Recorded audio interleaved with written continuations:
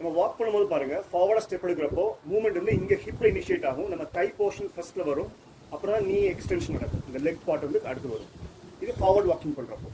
Backward walking பண்றப்போ பாருங்க, movement first நீல நடக்கும், அப்புறம் தான் ஹிப்ல நடக்கும்.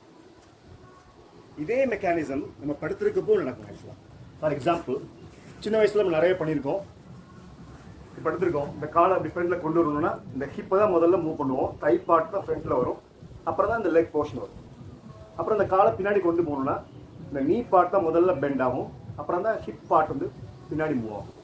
ஸோ இந்த மாதிரி ஃபண்டமெண்டல் மூவ்மெண்ட்ஸ்லாம் நம்ம சின்ன குழந்தையா இருக்கப்போ நிறைய பண்ணியிருக்கோம் படுத்த நிலையில. அதுவே வாக்கிங் மெக்கானிசம் இம்ப்ரூவ் ஆகிறதுக்கு ஹெல்ப்ஃபுல்லாக இருந்திருக்கு.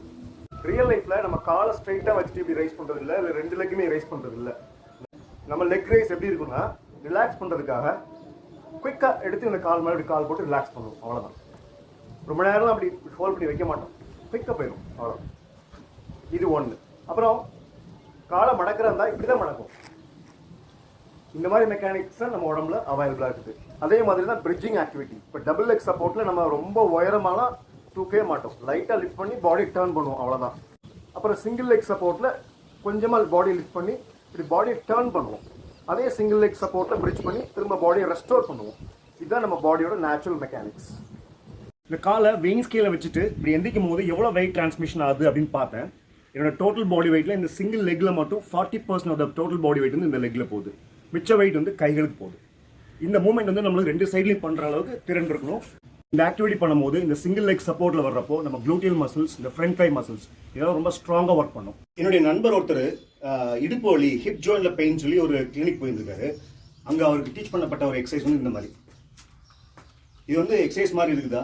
இதனால தான் நான் சொல்கிறேன், இந்த கைனஸ்தெட்டிக் சென்ஸ் இல்லைன்னா டிகிரி ஹோல்டிங் எக்ஸசைஸ் ப்ரொஃபஷனல்ஸ் கூட இந்த மாதிரி தான் எக்ஸசைஸ் ப்ரிஸ்கிரைப் பண்ணுவாங்க.